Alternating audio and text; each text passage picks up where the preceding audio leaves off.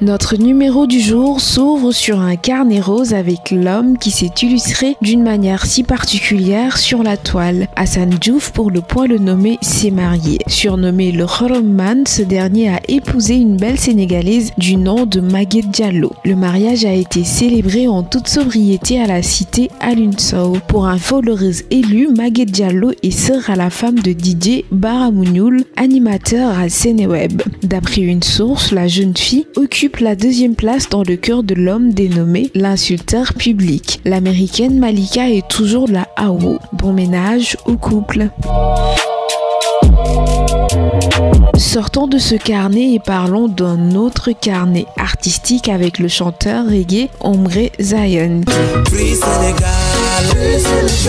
qui, dans un entretien accordé au quotidien Réumi, s'est prêté au jeu des questions-réponses. Sans langue de bois, il a abordé la question de la musique reggae au Sénégal. Je cite: « Le reggae sénégalais est quand même une musique qui a du potentiel. Nous avons tout ce qu'il faut, des musiciens, des artistes, bien qu'ils ne soient pas nombreux. Le seul hic, c'est que niveau promotion, ce n'est pas trop ça. Il reste beaucoup à faire, il faut que nous continuions à nous battre. Je suis d'avis que si ça ne marche pas ici, nous pouvons vendre notre musique ailleurs. Lors du festival Massa à Abidjan, j'y ai joué mon reggae et ça a cartonné. Ce qu'il faudrait, c'est continuer à se battre, sortir davantage de projets, défendre le reggae, soigner son image pour ne pas que les gens pensent uniquement que le reggae, ce n'est qu'une question de dreadlocks, un état d'esprit différent des gens lambda. À croire que l'artiste veut avancer lentement mais sûrement. » Sortons du terroir sénégalais et parlons du plus sénégalais des Américains, Akon.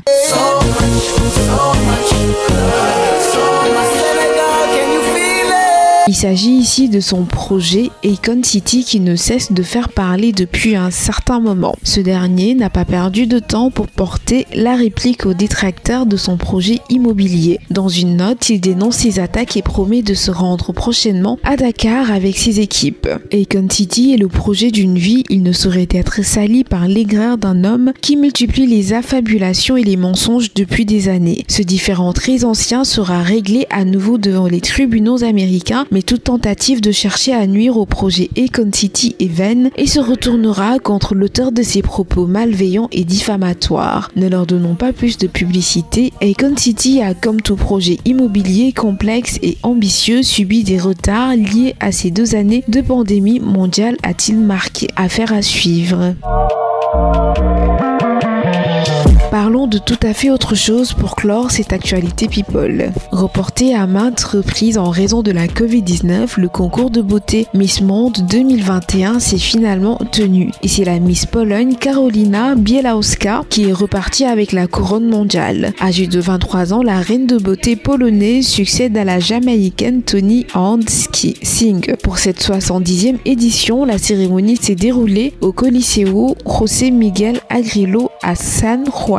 Olivia Yassé, qui représentait la Côte d'Ivoire, termine 2e derrière l'américaine Shri Cheney. Et April Benayoum, la représentante de la France, a finalement pris la 13e place. Voilà, chers auditeurs, c'était tout pour aujourd'hui. On se retrouve la semaine prochaine pour un nouveau numéro. D'ici là, portez-vous bien et prenez soin de vous.